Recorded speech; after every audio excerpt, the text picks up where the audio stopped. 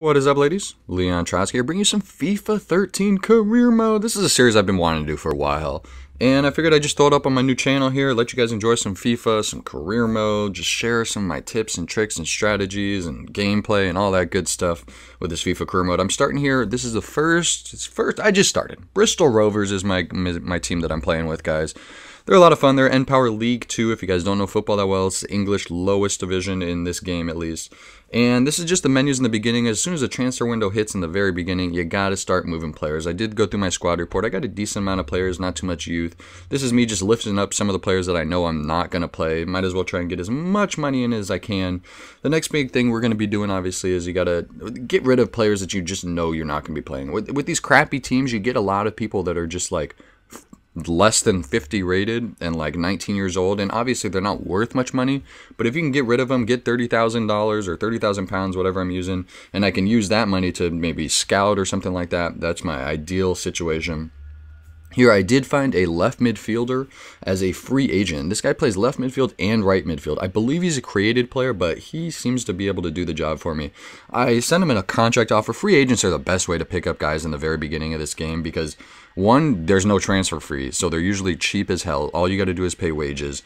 And then eventually, as the game progresses, if they get better, they become worth more money, and then you can possibly trade them and move up, and you really didn't have to invest anything but their wages in the beginning. So that was my strategy with that. Sent him a little transfer thing.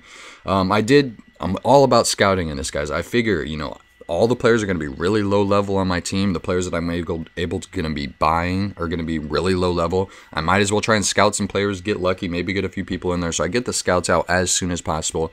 I only bought 1-star scouts. I know it only costs like 30,000 pounds or something like that. But obviously, if I had the money and maybe as a criminal, maybe after the January transfer window, if I get my transfers in, I still have some extra cash, I might call in a 2-star something scout like that. Eventually, I want to get a 5-star scout and spend all the money in the world and do all the scouting because that's the easiest way I find to just make more cash. So I'm sending my first scout here. He is an English scout. I'm sending him to England to look for some technically gifted players. I find that technically gifted players are the best way to, I don't know, they just have the best stats, technically. They're not going to be super strong. They're usually not going to be defenders. I find a lot of attacking mids and wingers I get from the, whatever it is. This is my budget, transfer budget thing here. I'm just messing with a little bit, trying to get my wage budget up a little bit higher because I'm going to be probably trying to sign a few more either free agents or getting people in on loan. That's the other big thing you can do when you're a low-level club is the better clubs obviously have a ton of players. And they obviously have the good scouting and everything. So what I'm going to go do is loan some of the players from them. And you'll see here is a couple people that I have on my list, my transfer short list. This is center defensive mid, this guy Amir Khan from Bayern Munich, who turns out to be a beast. He's a big, strong defensive mid. He could actually play center back or left back. I am playing a 3-5-2 formation, so I'm only going to be using the 3 center backs. I do have some left back and right backs on my bench, but eventually I'm able to play them. I think I trade one of them, and then the other one I play as like a right midfielder in my 3-5-2. More as a guy that I'm going to bring in later in the game to play defense once I've scored a few goals type of thing. So here, you can offer future fees for loaned players. Sometimes they work out, sometimes they don't. If the player gets really good, becomes a lot better player while he's playing for you, and you set your future transfer fee for something lower than he's worth, a lot of times the teams are just going to take him back at the end of the season. So I don't really bother with the future fees too much. I figure, I'm going to have him play for me this season. If I want him again, maybe I'll sign him for another loan or maybe try and buy him off of Bayern at the end of the season. The other guy that I'm going to pick up is a guy I've actually used in a previous career mode.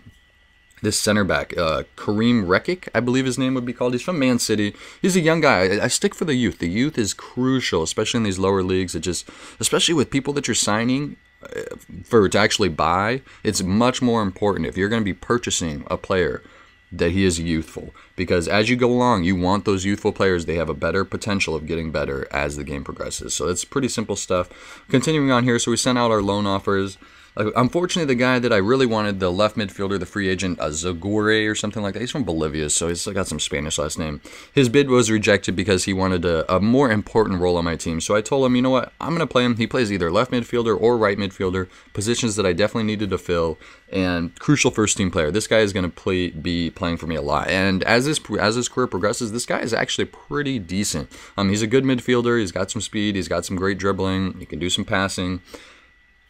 pretty good stuff to pick out. And sometimes you'll find those in the free agents. I remember in a previous career mode that I did sign this free agent, and he turned out to be the best player, like literally one of the world's best players, like a 90-something overrated player. And I signed him as a free agent at like 75 or something like that, and he just got better and better and better. Bayern gets back to me, says that, hey, I can sign this guy for a loan, not a big problem. Pretty cheap, what, £2,000 or something like that? Going to be obviously one of the more expensive players that are on my team. I think the cheapest that you can spend on a player, I believe, wage-wise, is £750. I think it's like $1,000, whatever. Everybody different plays on different denominations. I am playing on pounds. Oh, the euros. I figured they're going to get a lot more Europeans watching this, and it gets to a point eventually where the money's just money. It's really doesn't really matter. So I signed my left midfielder here as well, Azagore. So I got 3 new signings. I got the defensive mid, I got my left and right midfielder, and I got my center defensive mid. Eventually, I don't think I do it quite this early in the game, but eventually, as I played a few games, I did realize I'm probably going to want a center attacking mid. I do go through and look for some strikers, and I did sign another striker. Once again, obviously, I go for the guy that's the youngest. I search basically on my transfer window. These are free agents. Let me search a striker, approach to sign him, because he's 18 years old and 57. He's not the greatest player, but it's one of those things where like I needed a backup. I needed a secondary player that's going to come in and be able to, put in a goal or two in the as a reserve player. This is my reserve player. I have a lot of strikers, and ironically, a lot of my strikers actually play different positions, whether it be center forward, center attacking mid, right mid, left mid. So it allows me options to play them in different positions while at the same time filling in strikers. So I got to make sure to not get those guys too tired playing wing positions and still have them to play strikers. It's going to be a balance. I need to sign more players as it continues, and I eventually get a center attacking mid, which was my most important position. Hired another whatever it's called, a scout, and this time I sent him to America because oh, excuse me.